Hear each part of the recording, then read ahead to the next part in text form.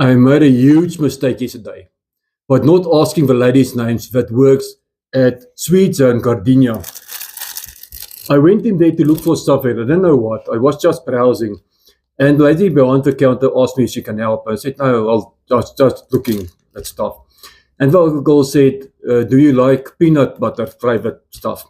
And I said, yes, why? And she asked the girl behind the counter, do you still have some of those peanut sweets?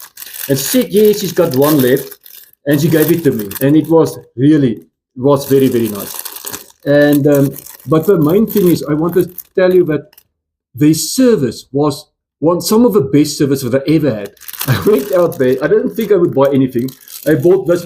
They specifically made this packet for me for 20 rand because I didn't want to spend 74 rand. And yeah, so always say it's all in the taste, but I know this is very nice.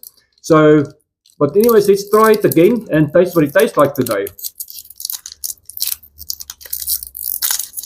If I can just get it open. That's what the sweet looks like. Okay.